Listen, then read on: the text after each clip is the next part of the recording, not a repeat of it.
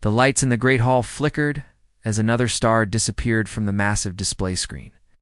Yemen watched the bright dot fade to black, his hands shaking slightly as he gripped the metal railing.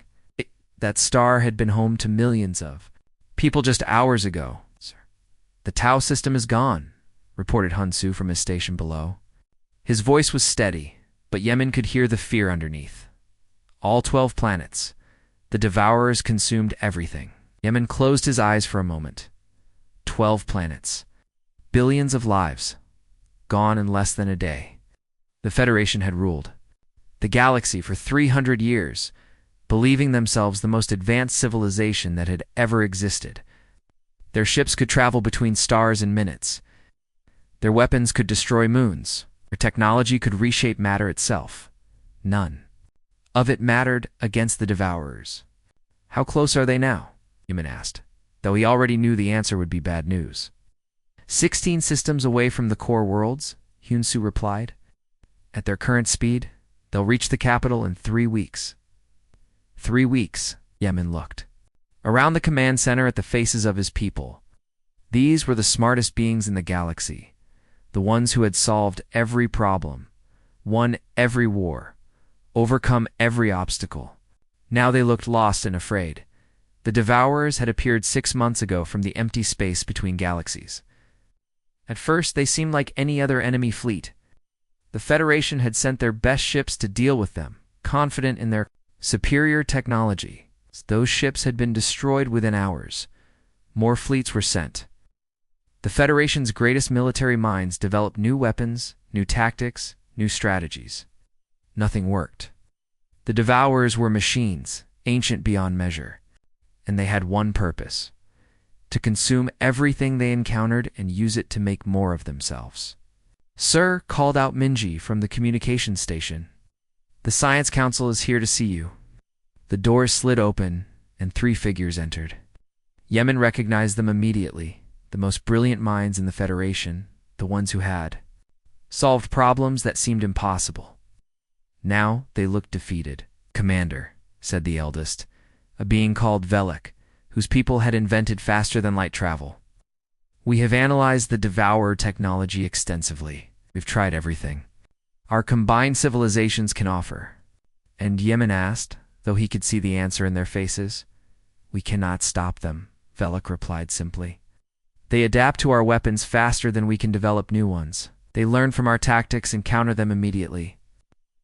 Millions of years old and have consumed thousands of galaxies. We are not the first advanced civilization they have encountered." The command center fell silent. In the distance, alarms were sounding as another evacuation fleet prepared to leave a doomed world. Yemen walked to the great display and stared at the red dots that marked the Devourer fleet. They moved with mechanical precision, consuming everything in their path. "There is one option," Velek said quietly. "The Deep Signal Array." Yemen turned. The Deep Signal Array was a last resort, a massive communication system that could broadcast messages across the entire galaxy. It had been built centuries ago but never used. Using it would mean admitting that the mighty Federation was helpless. "You want to ask for help?" Yemen said. "From anyone who will listen," Velek replied. "Perhaps there is a civilization out there that knows something we do not.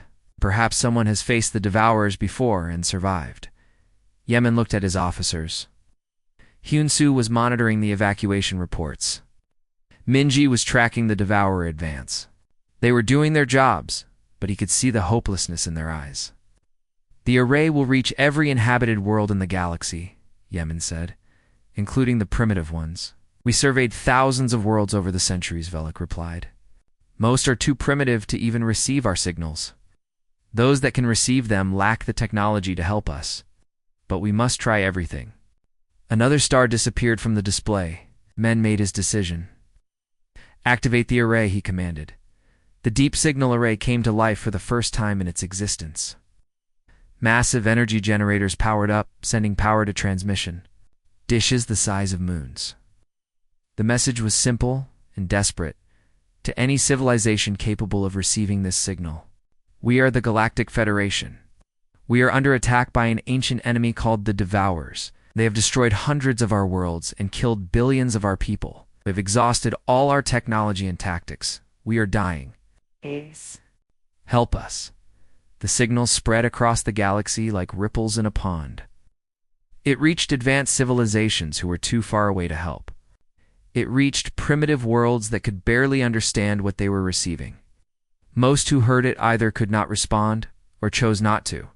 But on a small blue planet in the outer rim of the galaxy, a world the Federation had surveyed 300 years ago and dismissed as primitive, someone was listening. The planet was called Earth, and its people were called humans.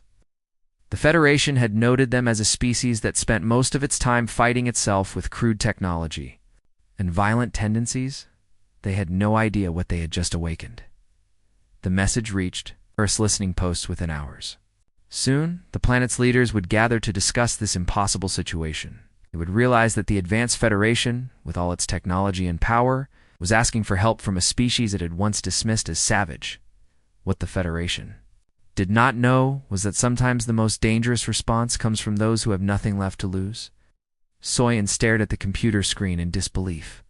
The numbers scrolling across the display made no sense. For 3 months, she had been tracking strange signals from deep space as part of her work at the Seoul Radio Observatory. Now, at 2 a.m, those signals had suddenly become something impossible. Ji-hoon, wake up, she called to her sleeping colleague across the dark laboratory. You need to see this right now. Ji-hoon rolled off the small couch where he had been napping, rubbing his eyes. Another false alarm? Soyen, we've been chasing radio ghosts for weeks. This is not a ghost, Soyen said, her voice shaking. This is real, and it's talking to us. The decoded message played through the lab's speakers. The words were translated by their computer systems from something that definitely was not human. To any civilization capable of receiving this signal, we are the Galactic Federation. We are under attack by an ancient enemy called the Devourers. They have destroyed hundreds of our worlds and killed billions of our people. They've exhausted all our technology and tactics. We are dying. Help us, Ji-hoon sat down heavily in his chair. This is a joke, right? Someone is playing a prank on us. Look at the technical data, Soyen said, pointing to the screen.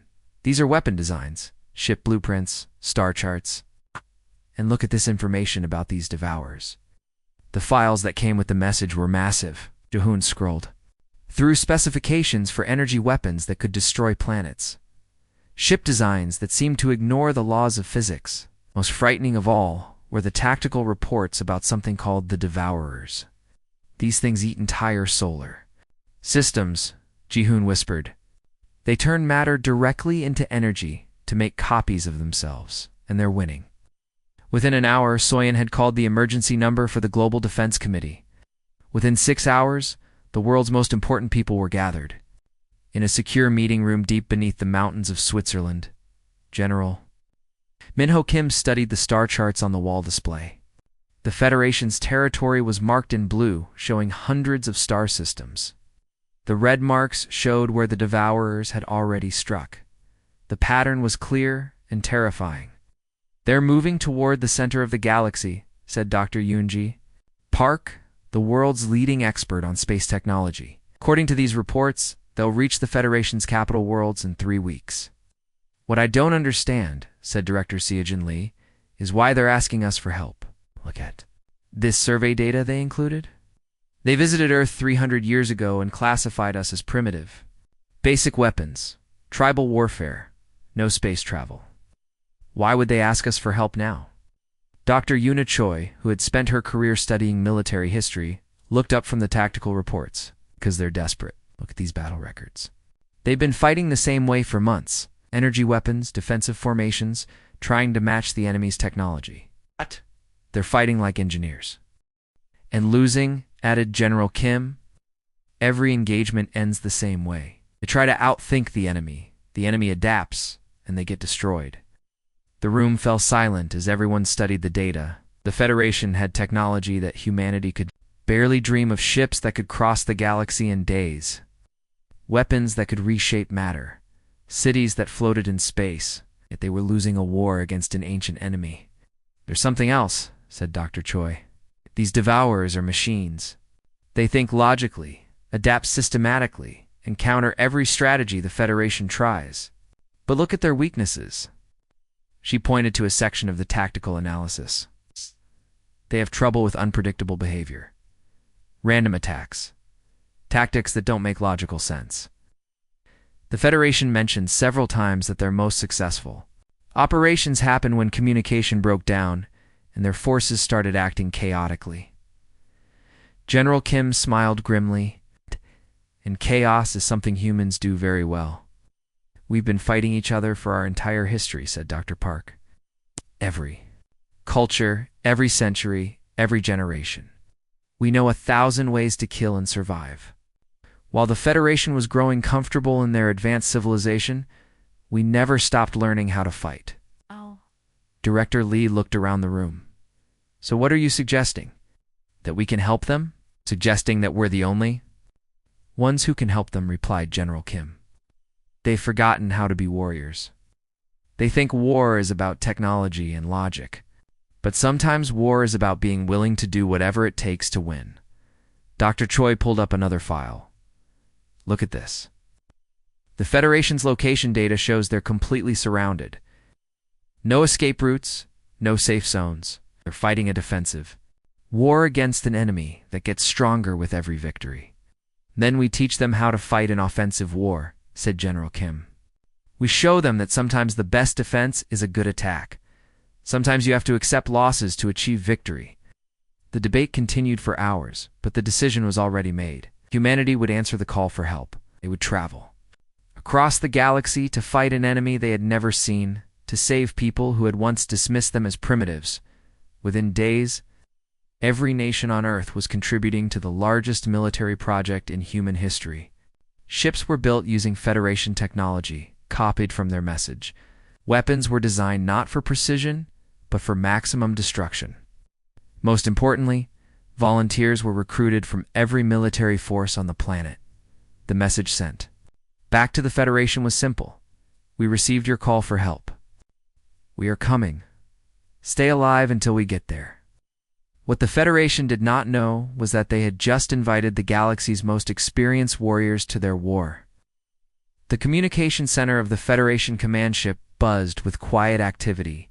Hunsu sat at his station monitoring the empty channels for any response to their desperate plea for help. It had been 5 days since they sent the message across the galaxy, and so far, only silence had answered them. Sir Hyunsu called to Commander Yeeman, who was studying tactical reports at the main display. I'm getting something.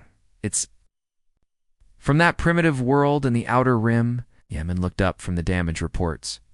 Another 3 systems had fallen to the Devourers in the past day. Which primitive world? The one from Sector 7? The survey team called it Earth 300. Years ago, they noted basic radio technology and constant warfare between the native species. Yemen frowned. The Federation had surveyed thousands of worlds over the centuries. Most primitive civilizations couldn't even receive their advanced signals, let alone respond to them. Are you sure it's a real response and not just random radio noise? Sir, it's definitely intentional, and it's in our language. Nice. They decoded our message. The response was short and direct. Federation Command, this is Earth Defense Force. We received your distress call. I understand your situation. Help is coming. To May arrival in 72 hours. Yemen stared at the message. Hours? That's impossible. It would take our fastest ships 3 months to reach that system, and they claim to have primitive technology. Sir, I'm detecting massive energy signatures at the edge of our sensor range, reported Minji from her station. Multiple contacts approaching at incredible speed. The Federation fleet had been retreating for weeks, falling back to their last line of defense around the core worlds. Now something was approaching from the direction of the Outer Rim, moving faster than anything in their databases. How many ships? Yemen asked. Hundreds, sir. Maybe more. They're moving in formation, but their energy signatures are ... unusual. The ships appear to be heavily armed, but technologically primitive compared to our standards. Within an hour, the human fleet had arrived. Yemen watched through the view screen.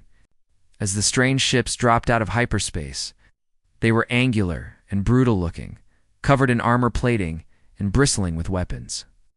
Compared to the elegant curves of Federation vessels, they looked like flying fortresses built for war. "This is Admiral Soyoung Park of the Earth's Defense Force," came a transmission. "We're here to help with your Devourer problem. All Federation forces are to fall back to safe positions and provide support only when requested." Yemen activated the communication system. "Admiral Park, welcome to Federation space. We appreciate your response, but I must warn you about what you're facing. The Devourers have destroyed civilizations far more advanced than us." Admiral Park's voice carried a cold amusement. "Perhaps, but I doubt they're tougher than us. We've been fighting wars since before we could walk upright. These Devourers are about to learn what happens when you threaten someone with nothing left to lose." The communication ended, leaving Yemen staring at the human fleet. The ships were already moving into attack formation, completely ignoring standard Federation tactical doctrine. Instead of spreading out in defensive patterns, they were clustering together in tight groups that made no strategic sense. Sir Minji reported long-range sensors are detecting the Devourer advance fleet. They're moving to intercept the humans. Standard pattern, just like they've done against us. Yemen watched the tactical display as the two fleets approached each other. The Devourers moved with mechanical precision, their formations perfect and predictable. The human ships seemed to move randomly, with no apparent coordination. "This is going to be a massacre," whispered Hyun-soo. "They don't understand what they're facing." The first engagement began as the Devourers launched their standard attack pattern.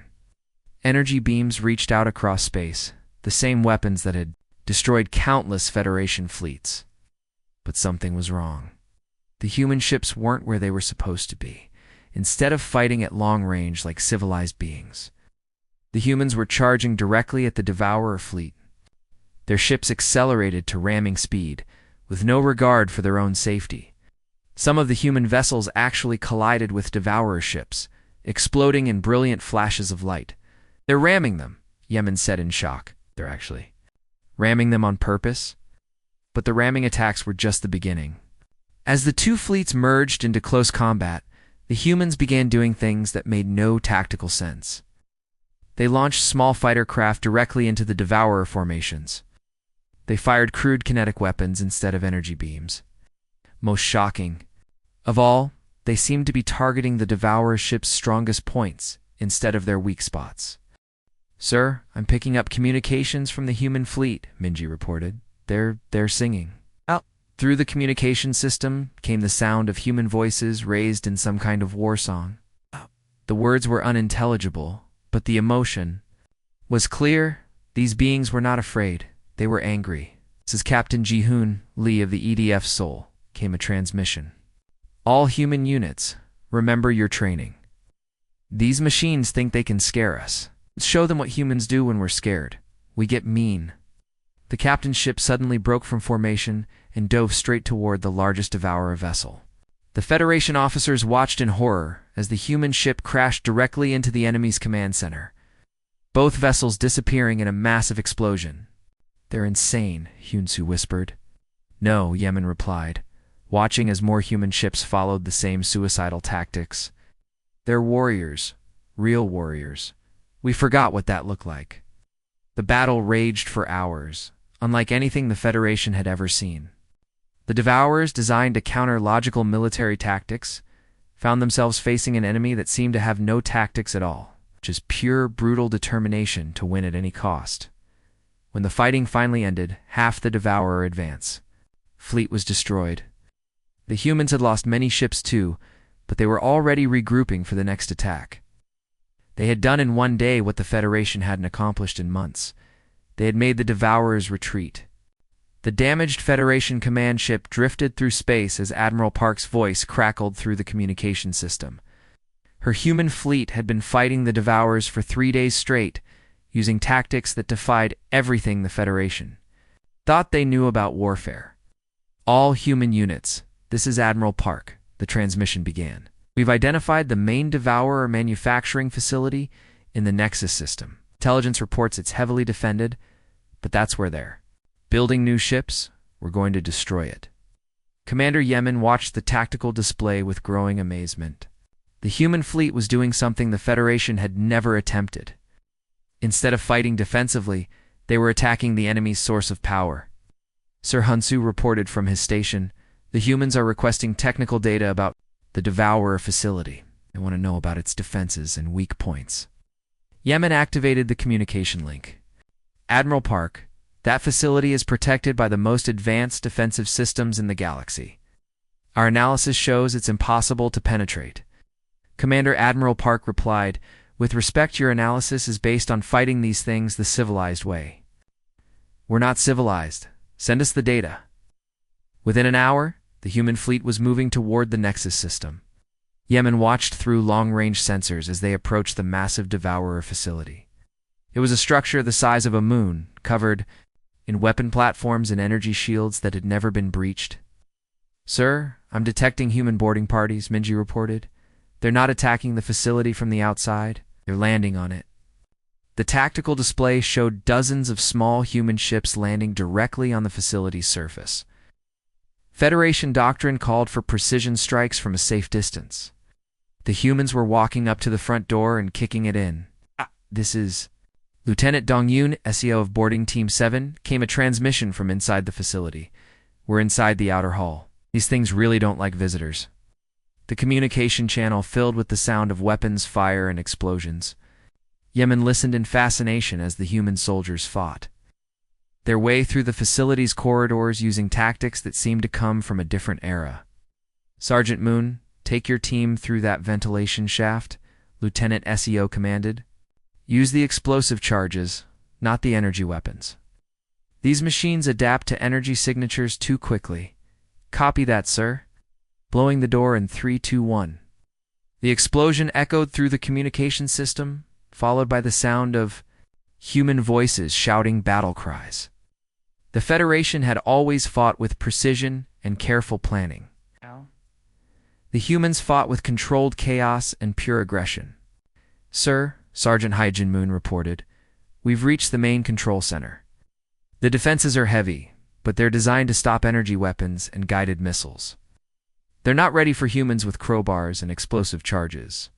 Yamin shook his head in disbelief. "They're using crowbars against technology that's millions of years old." "And it's working," Hyun-Soo added, watching the tactical display. "The facility's defenses are failing. The Devourers can't adapt to weapons that don't." "Make sense?" The human strategy was becoming clear. While the Federation had tried to match the Devourers' advanced technology, now the humans were using primitive weapons that the ancient machines couldn't understand or counter. Explosive charges instead of energy weapons. Physical tools instead of computer systems. Raw human strength instead of sophisticated machinery. "This is Captain Young-Ho Kim," came another transmission. "We've located the main manufacturing core. It's protected by some kind of energy barrier, but we have an idea." "What kind of idea?" Admiral Park asked. "The kind that's either brilliant or completely insane," Captain Kim replied. "We're going to fly a cargo ship full of nuclear weapons directly into the core. Old-fashioned atomic bombs, not these fancy energy weapons." There was a pause on the communication channel. "Captain, that's a suicide mission," Admiral Park said. "Yes, ma'am. But it'll work. These machines think in terms of energy patterns and technological solutions. It won't expect us to use primitive nuclear weapons as a delivery system." Within minutes, Captain Kim's ship was accelerating toward the facility's core. The Devourer. Defenses tried to stop him, but their sophisticated countermeasures were designed for advanced weapons. They couldn't adapt quickly enough to stop a simple nuclear bomb carried by a human who refused to turn back. "This is Kim to all units," came the captain's final transmission. "Tell my family I died like a warrior for humanity." The explosion was visible from orbit. When the light faded, the massive Devourer facility was gone, along with the shipyard that had been producing new enemy vessels. The loss of their manufacturing capability sent shockwaves through the entire Devourer fleet, Minji reported. "The surviving Devourer ships are retreating from all sectors. They're falling back to their main command center in the Kepler Nebula." Admiral Park's voice came through the communication system, calm and determined. "All human units form up for final assault. We're going to end this war, the Federation." Officers watched in amazement as the human fleet regrouped. They had lost many ships and thousands of crew members, but they showed no signs of stopping. If anything, their losses seemed to make them more determined. They're not fighting to win, Yemen realized. They're fighting to survive. And they're willing to sacrifice everything to protect what they care about. The human fleet began moving toward the Kepler Nebula, where the final battle would take place. The Devourers had retreated to their strongest position, but they were about to face an enemy that had never learned the meaning of surrender. The galaxy's most ancient threat was about to discover that humanity's greatest weapon was not their technology or their ships. It was their refusal to give up, no matter how hopeless the situation became. The Kepler Nebula stretched across space like a colorful wound, its gas clouds hiding the final Devourer stronghold. Admiral Park stood on the bridge of her flagship, watching the sensor readings as her reduced fleet approached the enemy's last position. 3 weeks of fighting had cost them dearly. Of the 800 ships that had left Earth, only 200 remained. "Ma'am," reported Captain Minsoo-jung from the tactical station. Long-range sensors confirm the Devourer fleet is concentrated around their command nexus. They've positioned themselves in the nebula's center, using the gas clouds to hide their exact numbers. Admiral Park nodded grimly. The Devourers had learned from their defeats. They were no longer fighting in open space where human tactics could surprise them. Instead, they had chosen a defensive position that would force the humans to come to them, sir, called out Lieutenant Yoonji Kim from communications. "We're receiving a transmission from the Federation command ship. Commander Yemen wants to speak with you." The Federation commander's face appeared on the screen, his expression troubled. "Admiral Park, our sensors show the Devourer fleet is at full strength in that nebula. They've recalled all their scattered forces. You're facing their entire remaining armada." "How many ships?" Admiral Park asked. "Over 3,000 vessels, all concentrated in a defensive formation. Admiral, this is suicide. Your fleet is outnumbered 15-1, Admiral Park." Looked around her bridge at the faces of her crew. These were volunteers who had left Earth knowing they might never return. They had watched their friends die in battle after battle, yet none of them had asked to go home. "Commander," she replied, "we didn't come this far to turn back now. These things threatened our galaxy. It includes Earth. We're finishing this." "But at what cost?" Yemen asked. "You've already lost so many people. Your casualties are beyond what any military force should endure." "The cost of freedom is always high," Admiral Park said simply. "But humans have always been willing to pay." The communication ended, leaving the bridge in silence. "Admiral." Park turned to her crew.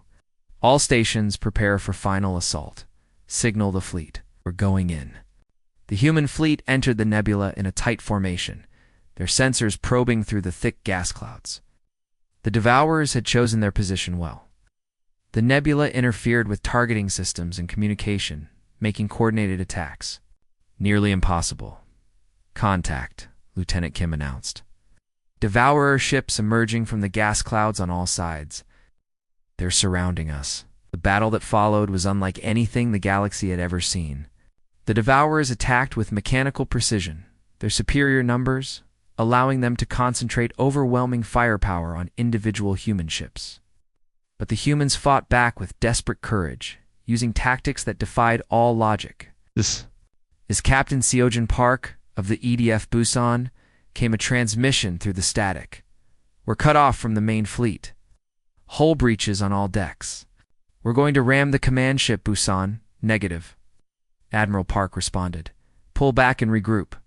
"Sorry, Admiral. We're already committed.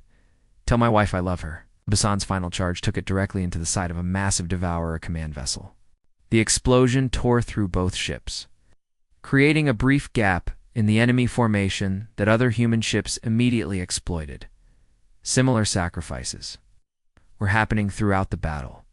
Human crews, cut off and outnumbered, chose to destroy themselves rather than surrender. Each sacrifice weakened the Devourer fleet, but the cost was terrible. "Ma'am," Captain Jung reported, "we've lost contact with 40% of our fleet. The Devourers are adapting to our tactics. They're learning." Admiral Park studied the tactical display. The Devourers were indeed learning, but they were learning too slowly. Human unpredictability was still confusing their systems, creating brief opportunities that skilled human pilots could exploit. "Signal all remaining ships," she ordered. "Final assault on the Central Command Nexus.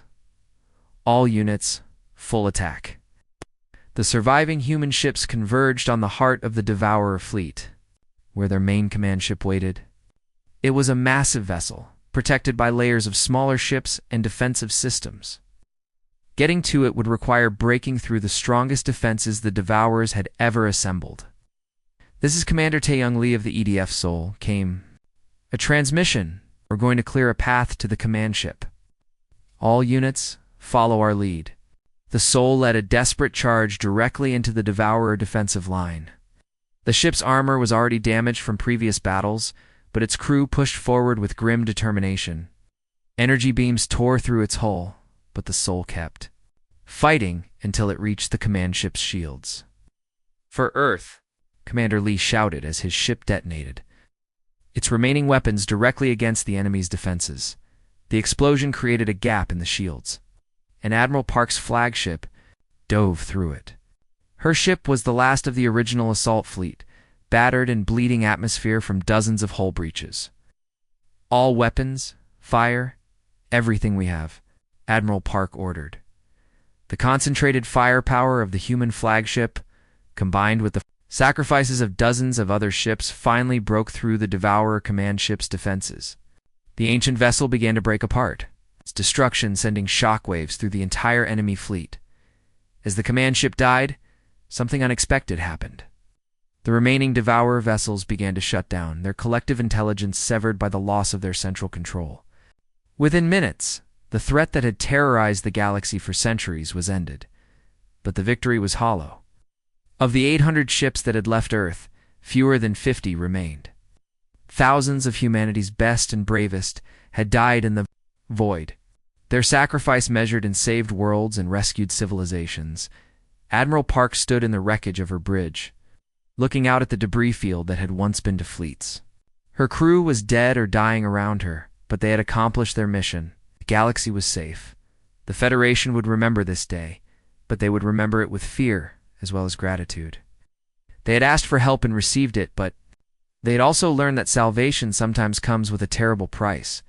Humanity had saved the galaxy by showing that some things were worth dying. F4